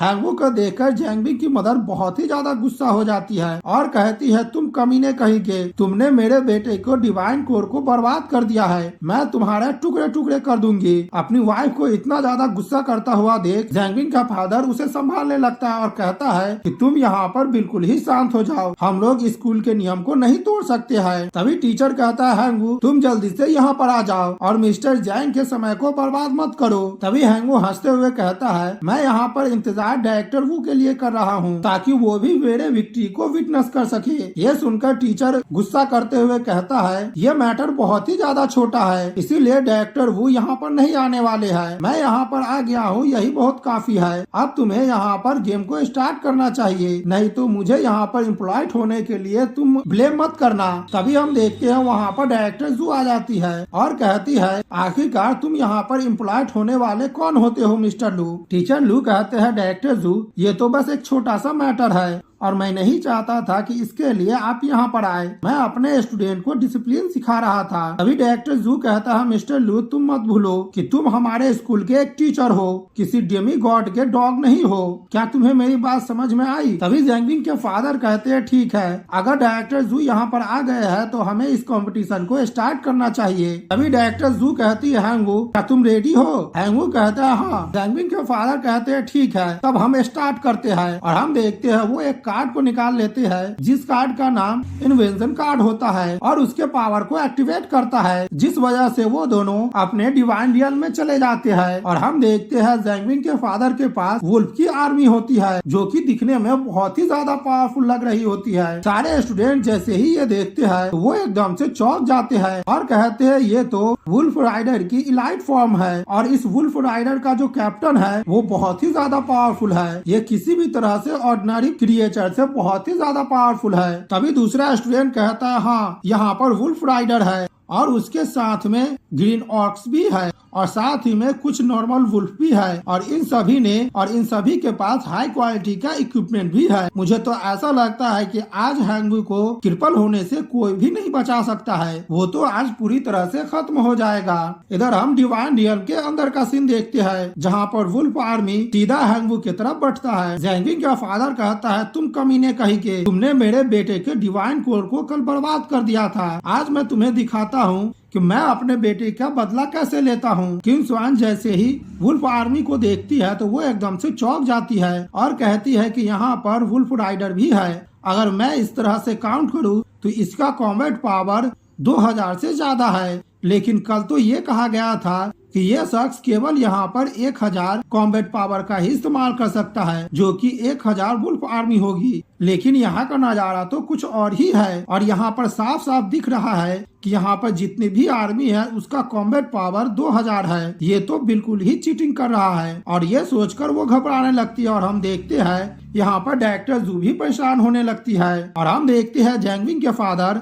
अपने वुल्फ आर्मी को आगे हमला करने के लिए ऑर्डर देता है। वुल्फ आर्मी को जैसे ही ऑर्डर मिलता है वो आगे की तरफ भागने लगते हैं और दूसरी तरफ हम हैंगवू को देखते हैं वो अपने ब्रस्टिंग टिड्डे के साथ तैयार होता है। इतने सारे टिड्डे को देखकर सारे स्टूडेंट एकदम से चौंक जाते हैं और कहते हैं, क्या यहाँ पर तो मुझे 7 मिलियन टिड्डे का एलाइट फॉर्म दिख रहा है, लेकिन मैंने कल तो देखा था कि इसके पास 20,000 ही बचा हुआ था। आखिर एक ही दिन में इसने 7 मिलियन टिड्डे का इलाइट फॉर्म कैसे बना लिया है। मुझे तो ऐसा लग रहा है कि इस टिड्डे का रिप्रोडक्टिव पावर बहुत ही ज्यादा डरावना है। तभी दूसरा स्टूडेंट कहता है, हाँ, अगर मैं यहाँ पर ये भी कहूँ कि ये इलाइट फॉर्म बहुत ही ज्यादा बेकार है, लेकिन फिर भी ये बहुत ही ज्यादा मात्रा में है। अगर इसे समय मिल जाता तो ये भविष्य में बहुत ही ज्यादा पावरफुल बनता, लेकिन इसके लिए बहुत ही ज्यादा बेकार है कि इसको यहाँ पर समय नहीं मिला है ग्रो करने के लिए। और अभी के सिचुएशन के हिसाब से वो वुल्फ राइडर के साथ बिल्कुल भी नहीं लड़ सकता है। और हम देखते हैं बरस्टिंग टिड्डा वुल्फ आर्मी पर हमला कर देता है और वहाँ पर जोरदार धमाका होता है, लेकिन इस हमले से उन लोगों को ज्यादा फर्क नहीं पड़ता है। बाहर देख रहे सारे स्टूडेंट कहते हैं कि इस लड़के ने यहाँ पर मिलियंस टिड्डे को ऐसे ही सेक्रीफाइस कर दिया है और वुल्फ राइडर के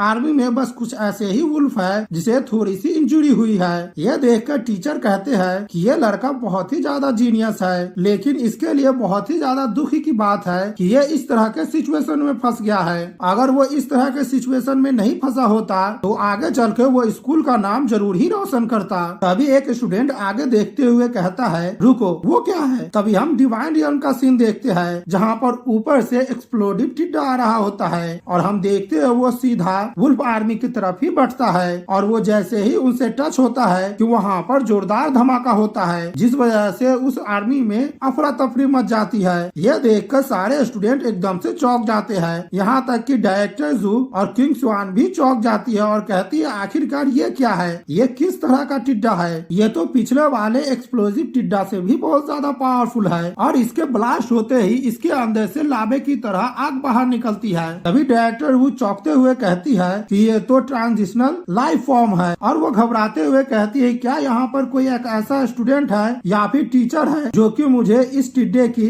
इंफॉर्मेशन के बारे में बता पाए। एक स्टूडेंट कहता, हाँ, मैं ये कर सकता हूँ और वो अपने आई के पावर को एक्टिवेट कर लेता है और उसके बारे में बताने लगता है कि ये सब इलाइट लाइफ फॉर्म है एक्सप्लोजिव टिड्डे का। ये सुनकर डायरेक्टर जू बहुत ही ज्यादा खुश हो जाती है और कहती है, स्टूडेंट है वो तुमने बहुत ही अच्छा काम किया है। तभी जैंगिन के फादर कहते हैं, तुम्हें क्या लगता है कि इस तरह से तुम मेरे वुल्फ आर्मी को बर्बाद कर सकते हो? तो तुम तो यहाँ पर बस सपने देख रहे हो। और वो अपने वुल्फ आर्मी को सुपर नेचुरल पावर इस्तेमाल करने का ऑर्डर देता है और जैसे ही उस वुल्फ आर्मी को ऑर्डर मिलता है कि वे सभी लोग एक लाइन में खड़े हो जाते हैं और वहाँ पर अपने पावर का इस्तेमाल करने लगते हैं और हम देखते हैं कि वे सारे वुल्फ आर्मी आइस ऑरे को क्रिएट करता है, जिस वजह से हैंगू का जो एक्सप्लोजिव टिड्डा होता है उसका इफेक्ट पूरी तरह से खत्म हो जाता है। अंदर के नजारे को देखकर एक स्टूडेंट कहता है, एक डेमी गॉड तो डेमी गॉड होता है और वे छोटे से ट्रिक से नहीं हारने वाले हैं। डेमी गॉड का इलाइट फॉर्म बहुत ही ज्यादा पावरफुल है और वे लोग बहुत ही ज्यादा दूरी से इस तरह के स्किल का इस्तेमाल कर सकते हैं। तभी दूसरा स्टूडेंट कहता है, यहाँ पर अब केवल 1 मिलियन टिड्डा ही बच गया है और हैंगू के पास जितना भी एक्सप्लोजिव टिड्डा था वो अब पूरी तरह से खत्म होने वाला है। हैंगू यहाँ पर बिल्कुल भी नहीं जीत पाएगा।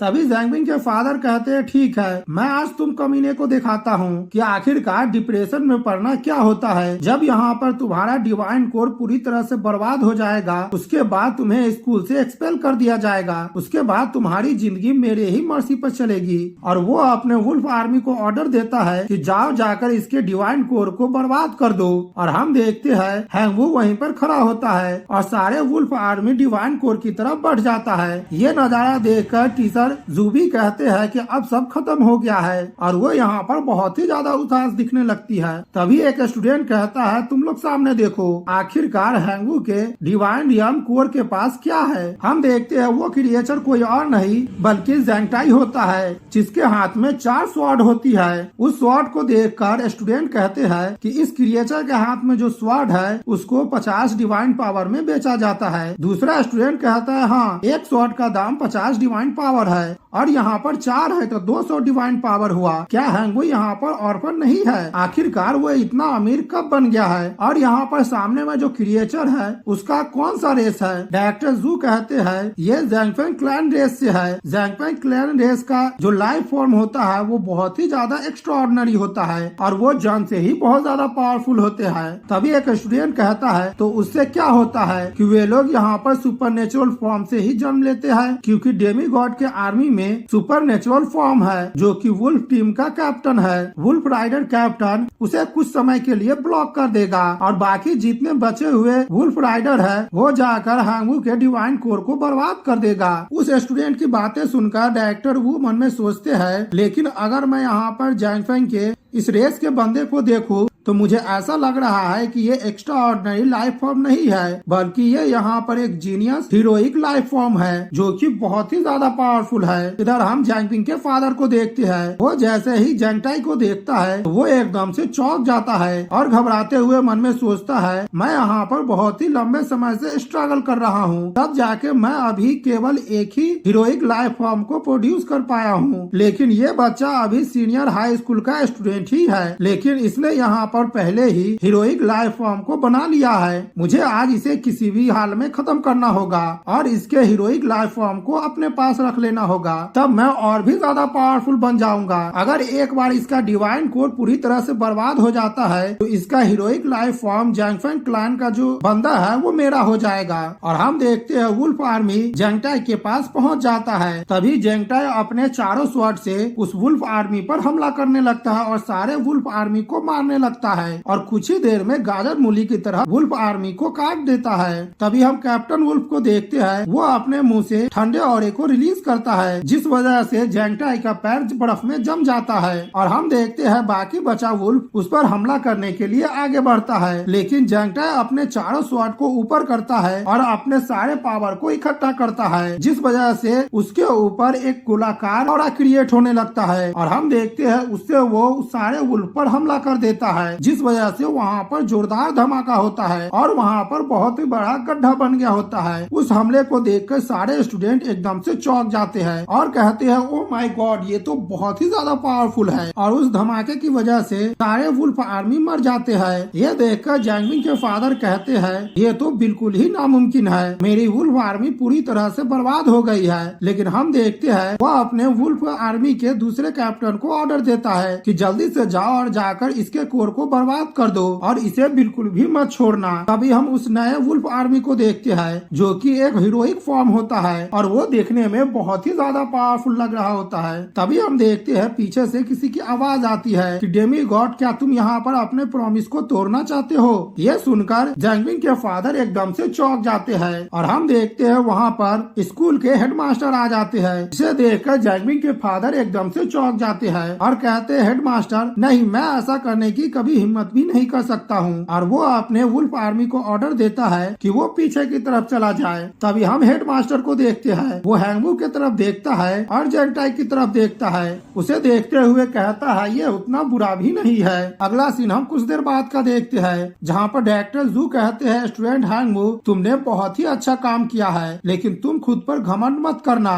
क्योंकि तुम्हारे पास अभी हीरोइक लाइफ फॉर्म है, क्योंकि हीरोइक लाइफ फॉर्म इनविजिबल नहीं होता है। अगर तुम्हारे करेंट स्ट्रेंथ को मैं देखूं तो तुम अपने ग्रेड में टॉप 3 में होगे। अभी हैंगवू कहता है डायरेक्टर जू, मैं यहाँ पर आपसे एक रिक्वेस्ट करना चाहता हूँ। डायरेक्टर जू कहते हैं हाँ तुम कर सकती हो, लेकिन तुम्हारा रिक्वेस्ट क्या है? तभी हैंगवू कहता है मैं अपना क्लास चेंज करना चाहता हूँ। यह सुनकर क्लास टीचर लू एकदम से चौंक जाते हैं और वो कहता है स्टूडेंट हैंगवू, मैं इस बात को एडमिट करता हूँ कि इससे पहले मैंने तुम पर अटेंशन नहीं दिया था, लेकिन मैं अब प्रॉमिस करता हूँ कि मैं तुम्हें फ्यूचर में अच्छी तरह से ट्रीट करूंगा और तुम्हें भी उतना अमाउंट में रिसोर्स दिया जाएगा जितना अमाउंट में सभी को दिया जाता है, ताकि तुम अच्छी तरह से प्रैक्टिस कर सको। इसीलिए तुम अपने टीचर को अपने गलती को सुधारने का मौका दो। और टीचर लू मन में सोचते हैं इस लड़के का परफॉर्मेंस बहुत ही ज्यादा अच्छा है, अगर ये इसी तरह से ग्रोथ करता रहेगा तो वो जरूर ही टॉप ग्रेड के यूनिवर्सिटी में चला जाएगा, और अगर वो टॉप ग्रेड के यूनिवर्सिटी में चला जाता है तो इसके लिए मुझे बहुत ही ज्यादा रिवॉर्ड मिलेगा। मैं इसे ऐसे ही नहीं छोड़ सकता हूँ। तभी हैंगवू कहता नहीं, मैं यहाँ पर अपने क्लास को चेंज करना चाहता हूँ। ये सुनकर क्लास टीचर लू बहुत ही ज्यादा गुस्सा करने लगती है। तभी डायरेक्टर जू कहती है, स्टूडेंट हैंगवू, तुम अपना क्लास को ऐसे ही चेंज नहीं कर सकते हो जब तुम चाहो, क्योंकि स्कूल के भी कुछ नियम हैं। अगर तुम यहाँ पर क्लास को चेंज करना चाहते हो तो स्कूल के द्वारा तैयार किए गए टेस्ट को तुम्हें पास करना होगा, और अगर तुम उस टेस्ट को पास कर लेते हो तो मैं तुम्हारी क्लास को चेंज करने में मदद करूंगी। हैंगवू कहता है, ठीक है, तब मैं टेस्ट को जरूर ही दूंगा। तभी हम किंग स्वान को देखते हैं, वो भी कहती है, डायरेक्टर जू, मैं भी यहाँ पर इस टेस्ट के लिए अप्लाई करना चाहती हूँ और इस क्लास को चेंज करवाना चाहती हूँ। यह सुनकर टीचर ल्यू घबराते हुए और मुस्कुराते हुए कहती है, किंग स्वान, अगर तुम्हें यहाँ पर कुछ भी नहीं पसंद है तो तुम अपने टीचर से कह सकती हो। मैं तुमसे वादा करता हूँ कि तुम्हारे लिए मैं उसे बदल दूंगा और तुम्हें यहाँ पर क्लास चेंज करने की बिल्कुल भी जरूरत नहीं है। तभी किंग स्वान कहती है, नहीं, मुझे क्लास में बिल्कुल भी प्रॉब्लम नहीं है, मैं बस यहाँ पर नहीं रहना चाहती हूँ। और भी तभी हम दूसरे स्टूडेंट को देखते हैं, वो कहता है, डायरेक्टर जू, मैं भी यहाँ पर इस टेस्ट के लिए अप्लाई करना चाहता हूँ। यह सुनकर टीचर लू एकदम से चौंक जाते हैं और कहते हैं, जैंग जाइलोंग, तुम तो क्लास के मॉनिटर हो, आखिरकार तुम ये क्या कर रहे हो? तुम क्लास को क्यों चेंज करना चाहते हो? जैंग जाइलोंग कहता है, मिस्टर लू, अभी तक मेरा ध्यान रखने के लिए आपका बहुत बहुत शुक्रिया और इन दिनों तक मुझे सिखाने के लिए, लेकिन मैं भी इस क्लास में अब और भी ज्यादा नहीं रहना चाहता हूँ। और जैंग जाइलू मन में सोचता है कि किंग स्वान यहाँ से जा रही है और मैं आराम से उसे यहाँ से नहीं जाने दे सकता हूँ, क्योंकि इसके साथ मैं रहना चाहता हूँ। तभी डायरेक्टर जू वहाँ से जाते हुए कहती है, टीचर लू, मैं कल टेस्ट के लिए प्रिपरेशन करना चाहती हूँ, इसीलिए आप मेरे साथ आइए। अगला सीन हम स्कूल के बाहर का देखते हैं, जहाँ पर हैंगवू जा रहा होता है। तभी किंग स्वान उसके पास आते हुए कहता है, हैंगवू, तुम मुझे बताओ कि आखिरकार तुमने हीरोइक लाइफ फॉर्म कहाँ से लिया है? हैंगवू कहता है, इस मामले को तुमसे कोई भी लेना देना नहीं है। किंग स्वान कहती है, हाँ, मैं जानती हूँ कि इससे मेरा कुछ भी लेना देना नहीं है, लेकिन तुमने उधारी के तौर पर 150 डिवाइन पॉइंट को लिया है। अगर तुम मुझे वापस वो नहीं पे कर पाओगे तो तुम अपना उधारी चुकाने के लिए तुम मेरा स्लेव बन जाओगे। तो इसीलिए मेरे पास ये जानने का पूरा हक है कि आखिरकार तुमने लाइफ फॉर्म कहाँ से लाया है। हैंगवू कहता है, अगर तुम यहाँ पर अपना उधारी कलेक्ट करना चाहते हो तो मैं तुम्हें अपना 5 डिवाइन पॉइंट अभी दे सकता हूँ, और रही बाकी डिवाइन पावर की बात तो वो मैं तुम्हें बाद में दूंगा। लेकिन अगर तुम ये चाहती हो कि मैं अपने हीरोइक लाइफ फॉर्म के बारे में तुम्हें बताऊं तो मैं ऐसा बिल्कुल भी नहीं कर सकता हूँ। और ये कहकर वो अपने डिवाइन रियल में चला जाता है। हैंगवू से इस तरह की बातें सुनकर किंग स्वान बहुत ही ज्यादा गुस्सा करने लगती है और कहती है, मैं तुमसे भविष्य में जरूर ही निपट लूंगी। अगले सीन में हम हैंगवू के डिवाइन रियल का देखते हैं, जहाँ पर नोटिफिकेशन में बताया जाता है कि ऑर्डिनरी टिड्डा 1 बिलियन है, सेल्फ एक्सप्लोडिंग टिड्डा 1 मिलियन है और एक्सप्लोडिंग टिड्डा 30,000 है। उस इंफॉर्मेशन को देखकर हैंगवू कहता है, मेरे पास अब इतने अमाउंट में ही आर्मी बची है और कल का टेस्ट मेरे लिए थोड़ा डिफिकल्ट हो सकता है। तभी वहाँ पर जंगटाई आ जाता है और कहता है, ग्रेट गॉड, वुल्फ राइडर का जो वुल्फ आर्मी थी उसमें से कुछ जाकर माइन में छिप गया है, क्या मैं उसे जाकर मार दूं? जंगटाई की बातें सुनकर हैंगवू मन में सोचता है, वुल्फ आर्मी पूरी तरह से खत्म नहीं हुआ था, उसमें से दर्जनों आर्मी वहाँ से भाग गया था, और अगर मेरे रियल में जैंगबिंग के फादर की आर्मी रहती है तो वो मेरे लिए बहुत ही ज्यादा खतरनाक होगी। इसीलिए यहाँ पर जल्द से मुझे यहाँ पर उसे खत्म कर देना होगा, लेकिन अगर मैं उसे मार देता हूँ तो ये मेरे लिए एक बर्बादी ही होगी। तभी हैंगवू जैंगटन को ऑर्डर देता है कि जाओ और जितने भी बचे हुए वुल्फ राइडर है तुम उन सभी को जिंदा पकड़ लो, क्योंकि मैं उन लोगों का अब अच्छी तरह से इस्तेमाल करने वाला हूँ। जैंगटाई को जैसे ही ऑर्डर मिलता है वो वुल्फ राइडर को पकड़ने के लिए आगे बढ़ जाता है। अगला सीन हम 2 घंटे बाद का देखते हैं, जहाँ पर जैंगटाई ने बाकी बचे सारे वुल्फ राइडर को पकड़ लिया होता है।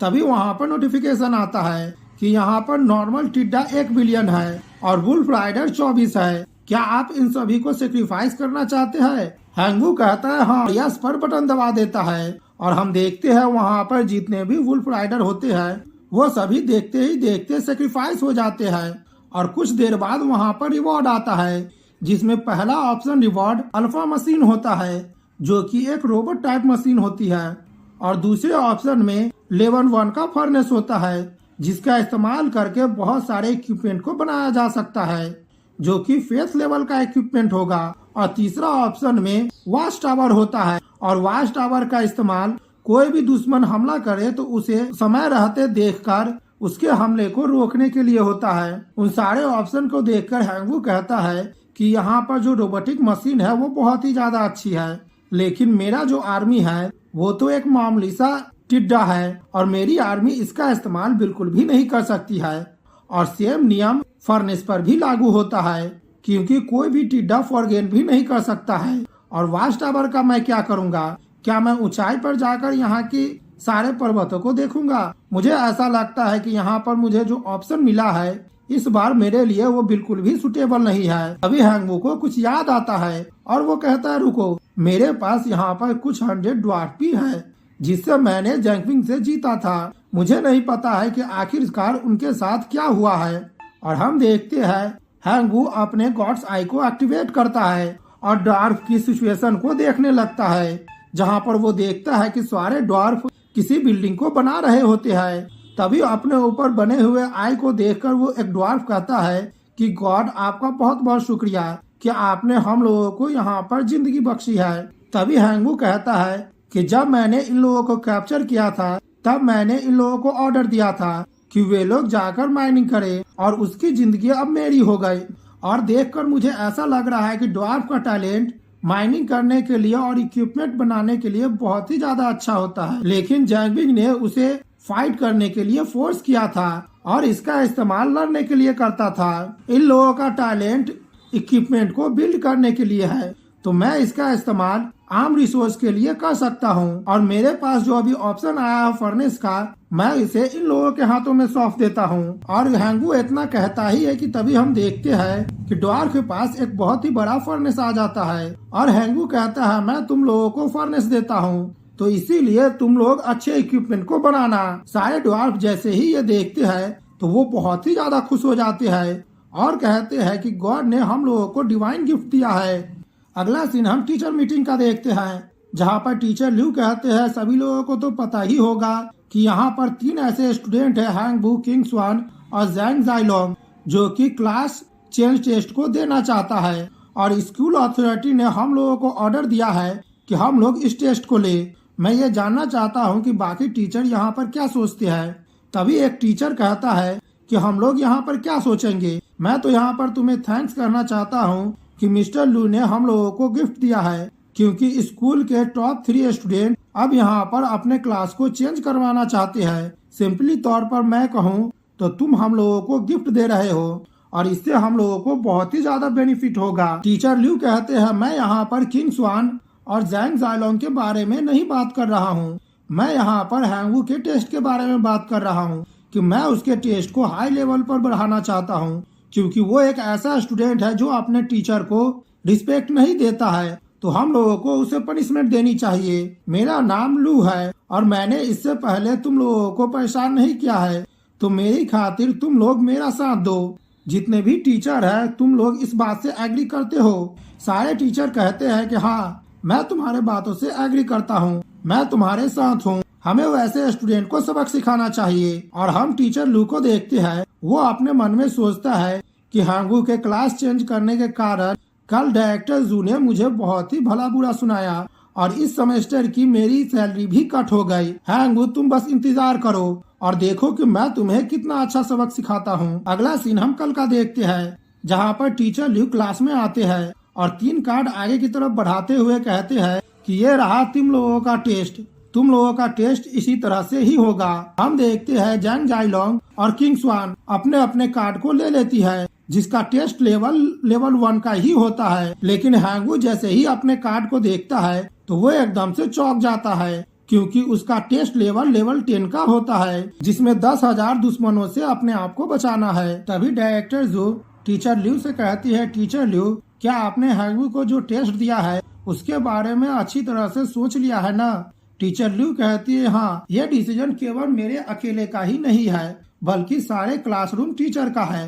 हैंगवू कहता है डायरेक्टर जू इससे कोई भी फर्क नहीं पड़ता है, मैं आशा करता हूँ कि टीचर लू को मैं अपना पूरा एबिलिटी दिखा सकूँ। हैंगवू की बातें सुनकर टीचर लू बहुत ही ज्यादा गुस्सा करने लगते हैं और कहते हैं तुम्हें इतना ज्यादा एरोगेंट नहीं बनना चाहिए। तभी हम किंग स्वान को देखते हैं। वो हैंगवू के पास आते हुए कहती है मेरा डील अभी भी वैलिड है। अगर तुम मेरा यहाँ पर स्लेव बनना चाहते हो तो मैं इस बात की गारंटी देता हूँ कि स्कूल में कोई भी तुम्हें बुली नहीं कर सकता है सिवाय मुझे छोड़कर। हैंगवू आगे बढ़ते हुए कहता है तुम्हारे इस काइंडनेस के लिए बहुत बहुत शुक्रिया। ठीक है, अब हम लोग टेस्ट के बाद मिलते हैं। ये कहकर हैंगवू वहाँ से चला जाता है और इधर हम किंग स्वान को देखते हैं। वो बहुत ही ज्यादा गुस्सा कर रही होती है और कहती है कि आखिरकार इसके पास अकड़ किस चीज की है। इधर हम ज़ैंग ज़ाइलॉन्ग को देखते हैं जो मुस्कुराते हुए मन में सोचता है हैंगवू तुम यहाँ पर खुद को ही बेवकूफ बना रहे हो क्योंकि तुम उस टेस्ट को कभी भी पास नहीं कर पाओगे। और हम देखते हैं टेस्ट स्टार्ट हो जाता है और हैंगवू के पास 10,000 गॉब्लिन्स की आर्मी आने लगती है जो कि दिखने में बहुत ही ज्यादा पावरफुल लगती है। उन सारे गॉब्लिन्स को देखकर एक स्टूडेंट कहता है कि आखिरकार हैंगवू को किसने कहा था कि मिस्टर लू को ऑफेंड करो। हम लोगों को अब इंतजार करना चाहिए और देखना चाहिए कि आगे क्या होता है।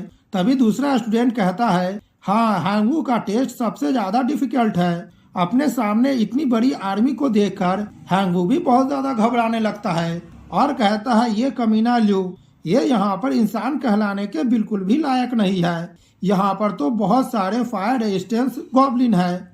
इधर हम टीचर लू को देखते हैं जो कि बहुत ही ज्यादा मुस्कुरा रहा होता है और कहता है हैंगवू इसके लिए तुम्हें खुद को ब्लेम करना चाहिए कि तुमने मुझे रिजेक्ट कर दिया है।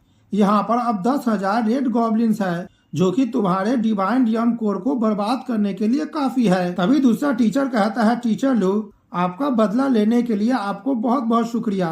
तभी टीचर लू कहते हैं स्टूडेंट और टीचर के बीच में ऐसा कुछ भी नहीं होता है। इस टेस्ट के बाद स्टूडेंट हैंगवू को समझ में आ जाएगा कि टीचर ये सब उसके अच्छे के लिए कर रहे हैं। इधर हम डायरेक्टर जू को देखते हैं। वो भी थोड़ा चिंतित दिख रही होती है और कहती है स्टूडेंट हैंगवू क्या तुम इस टेस्ट को पास कर पाओगे। और तभी इधर हम डिवाइन रियम का देखते हैं जहाँ पर हैंगवू अपने टिड्डे से गॉब्लिन आर्मी पर हमला कर देता है। सारे टिड्डे उड़ते हुए गॉब्लिन आर्मी की तरफ बढ़ने लगती है। लेकिन हम देखते हैं बहुत सारे गॉब्लिन आर्मी अपने फायर पावर को एक्टिवेट कर लेता है और वो टिड्डा उन लोगों के पास पहुंचे उससे पहले अपने फायर से उस टिड्डों पर हमला कर देता है और उस टिड्डे को वहीं पर ही बर्बाद कर देता है। यह देखकर हैंगवू कहता है कि ऑर्डिनरी टिड्डा उन लोगों को ज्यादा नुकसान नहीं पहुंचा पाएगा। तभी हम देखते हैं हैंगवू अपने सेल्फ एक्सप्लोज्ड टिड्डे को हमला करने का ऑर्डर देता है। यह देखकर सारे गॉब्लिन्स एकदम से चौंक जाते हैं और हम देखते हैं वो टिड्डा जाकर जैसे ही उन लोगों से टकराता है कि वहाँ पर बहुत ही ज्यादा बड़ा धमाका होता है और 400 गॉब्लिन्स ऐसे ही मारे जाते हैं। तभी इधर हम किंग स्वान और ज़ैंग ज़ाइलॉन्ग का देखते हैं जहाँ पर दोनों का टेस्ट खत्म हो गया होता है और वो दोनों अपने केबिन से बाहर निकल रहे होते हैं। डायरेक्टर जू सामने देखते हुए कहती है मुझे ऐसा लग रहा है कि इस बार हैंगवू बहुत बड़े मुसीबत में है क्योंकि हैंगवू का जो आर्मी है वो टिड्डे की आर्मी है। हालांकि वो उसे अच्छी तरह से पावर को बढ़ा रहा है और अपग्रेड कर रहा है लेकिन बाकी क्रिएचर के मुकाबले ये बहुत ही ज्यादा कमजोर है और सामने का सिचुएशन देखकर मुझे अच्छा नहीं लग रहा है।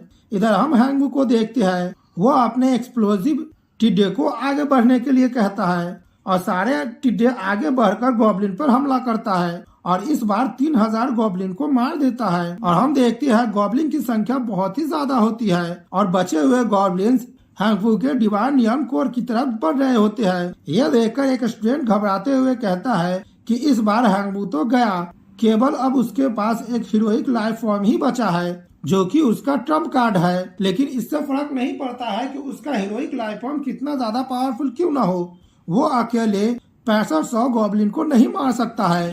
तभी किंग स्वान कहती है रेड गॉब्लिन आर्मी पागल होती है, वो उसके डिवाइन कोर्डियम को बर्बाद कर देगा। तभी डायरेक्टर जू को हम देखते हैं वो हैंगवू से कांटेक्ट करती है और कहती है हैंगवू अगर तुम इससे नहीं निपट सकते हो तो तुम हार मान लो। यहाँ पर हार मानने से भी कोई शर्मिंदगी नहीं होती है और मैं पक्का श्योर हूँ कि अगर तुम्हें समय मिलेगा तो तुम बहुत ही ज्यादा पावरफुल बन जाओगे। अभी हैंगवू कहता है डायरेक्टर जू जब मैंने डिसाइड किया था कि मैं क्लास को चेंज करूंगा तब मैंने ही निर्णय किया था कि मैं अपने आखिरी सांस तक फाइट करूंगा और मैं इसे किसी भी हाल में कंप्लीट ही कर लूंगा। और अभी यहाँ पर आप क्या सोच रहे हैं, मैं यहाँ पर पूरी तरह से अभी हारा नहीं हूँ। तभी हम ज़ैंगटाई को देखते हैं, वो बहुत सारे गॉब्लिन पर हमला कर देता है और बहुत सारे गॉब्लिन्स मारे भी जाते हैं। तभी हम देखते हैं बहुत सारे गॉब्लिन्स ज़ैंगटाई पर अपने फायर से हमला करता है और यहाँ पर ज़ैंगटाई बहुत ही ज्यादा घायल हो जाता है, जिसे देखकर एक स्टूडेंट कहता है कि हैंगवू का हीरोइक लाइफ फॉर्म अब बहुत ही ज्यादा डैमेज हो गया है। मुझे तो ऐसा लग रहा है कि हैंगवू यहाँ पर पूरी तरह से खत्म हो गया है। इधर हम टीचर ल्यू को देखते हैं, जहाँ पर टीचर ल्यू कहते हैं, स्टूडेंट हैंगवू, ये मेरे तरफ से तुम्हारे लिए लास्ट लेसन है। मैं आशा करता हूँ कि तुम इसे अच्छी तरह से सीखोगे। टीचर लू अभी खुशी हो रहा होता है, तभी एक स्टूडेंट कहता है, उधर देखो, आखिरकार वो क्या है। यह सुनकर टीचर लू भी एकदम से चौंक जाता है और तभी हम देखते हैं वहाँ पर ड्वार्फ होता है। ये देखकर सारे स्टूडेंट कहते हैं, यहाँ पर तो ड्वार्फ आर्मी है, आखिरकार ये यहाँ पर कैसे आया। शायद ड्वार्फ आर्मी आगे की तरफ बढ़ते हुए कहता है, हम लोगों को अपने गॉड को प्रोटेक्ट करना है। उस ड्वार्फ आर्मी को देखकर सारे गॉब्लिन बहुत ही ज्यादा घबराने लगते हैं और वे लोग अभी घबरा ही रहे होते हैं, तभी ड्वार्फ आर्मी उन पर हमला कर देती है और सारे गॉब्लिन्स को मारने लगती है। अंदर का नजारा देखकर एक स्टूडेंट घबराते हुए और शॉक्ड होते हुए कहता है, ये ड्वार्फ आर्मी तो ज़ैंगबिंग की कोर फैमिली की आर्मी लग रही है। तभी दूसरा स्टूडेंट कहता है, आखिर हैंगवू कितना ज्यादा टैलेंटेड है और उसके पास तो इस तरह की एबिलिटी है। अगर मैं अब उसकी एबिलिटी को देखूं तो वो अपने ग्रेड के टॉप 10 में तो जरूर ही होगा। और हम देखते हैं, इधर देखते ही देखते वो सारे ड्वार्फ आर्मी गॉब्लिन आर्मी को पूरी तरह से खत्म कर देते हैं।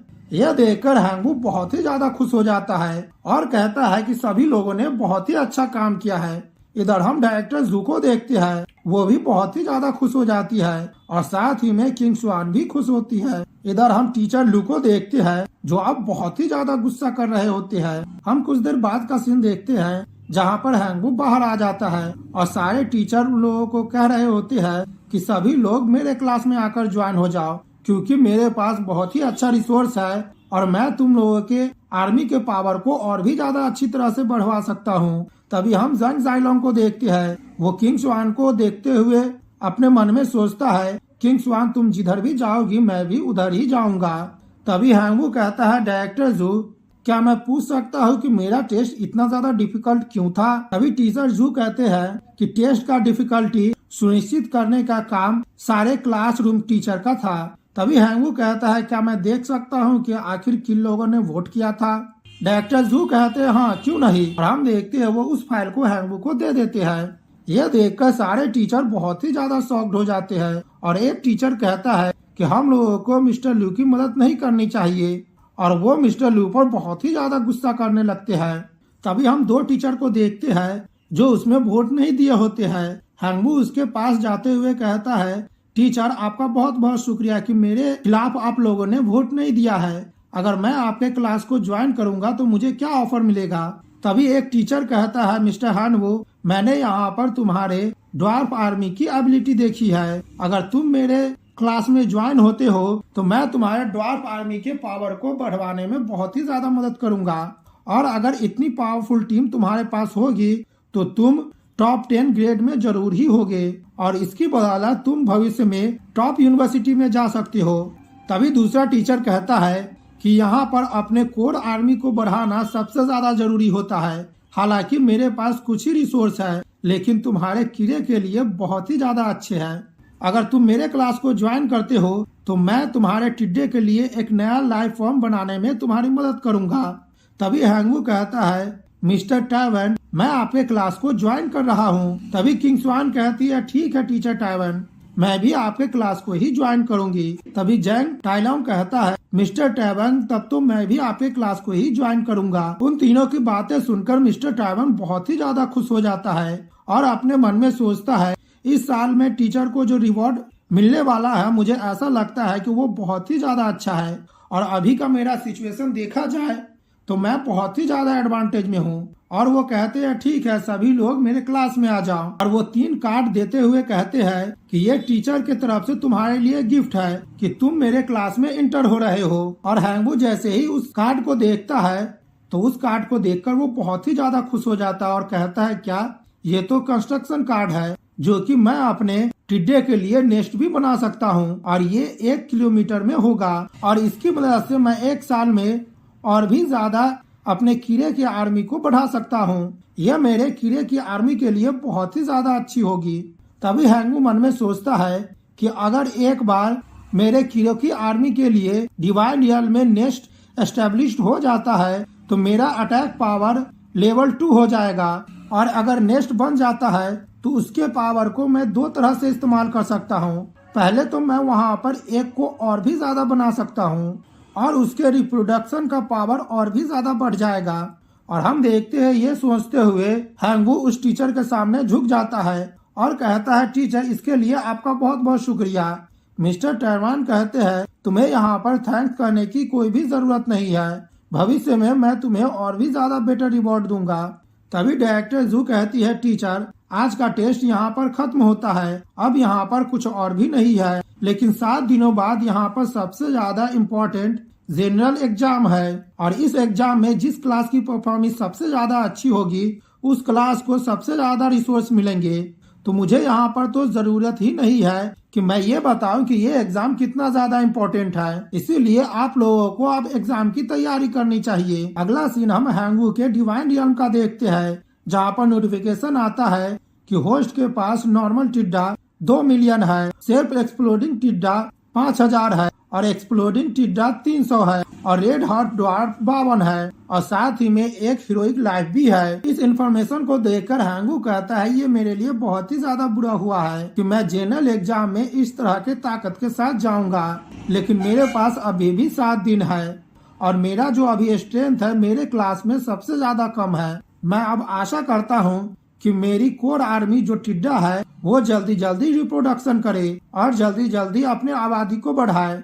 तभी वो ध्यान देता है और कहता है, क्या यहाँ पर ड्वार्फ का नाम चेंज हो गया है और रेड हार्ट ड्वार्फ हो गया है? आखिरकार ये क्या हुआ है? तभी हम देखते हैं हैंगू उड़कर आगे की तरफ बढ़ने लगता है और कहता है, मुझे अपने दोनों आंखों से ही देखना है कि आखिरकार ड्वार्फ में क्या बदलाव हुआ है। तभी हैंगू रेड ड्वार्फ के पास पहुँचता है, जिसके बारे में उसे इंफॉर्मेशन दिखाई देता है कि इस ड्वार्फ का नाम रेड हार्ट ड्वार्फ है, जो कि ड्वार्फ का इलाइट रेस फॉर्म है, जो कि इवॉल्व होकर रेड हार्ट ड्वार्फ बन गया है क्योंकि उसने यहाँ पर बहुत ही ज्यादा मर्डर किया है और इसका टैलेंट फॉरगेनिंग करना है और इसकी उम्र 80 साल है और इसका फॉरगेनिंग का अंडरस्टैंडिंग और भी ज्यादा बढ़ गया है। यह देखकर हैंगू बहुत ही ज्यादा खुश हो जाता है और कहता है, क्या ये खुद से ही इवॉल्व होकर इलाइट फॉर्म में बदल गया है? अगर ये मेरी कोर आर्मी होती तो मैं इसका इस्तेमाल करके इसको ग्रोथ को और भी ज्यादा बढ़ा देता और इसके आर्मी को और भी ज्यादा रिस्टोर करता, क्योंकि ये कंस्ट्रक्शन करने के लिए बहुत ही ज्यादा अच्छे होते हैं। तभी अगला सीन हम 4 दिनों बाद का देखते हैं, जहाँ पर हैंगू कहता है, बहुत ही अच्छा, मेरे टिड्डे की संख्या बहुत ही ज्यादा बढ़ गई है और 7.3 बिलियन टिड्डे को वो यहाँ पर सेक्रीफाइस कर देता है। और हैंगू कहता है, मैं आशा करता हूँ कि इस बार मुझे कुछ अच्छा सा रिवॉर्ड मिले।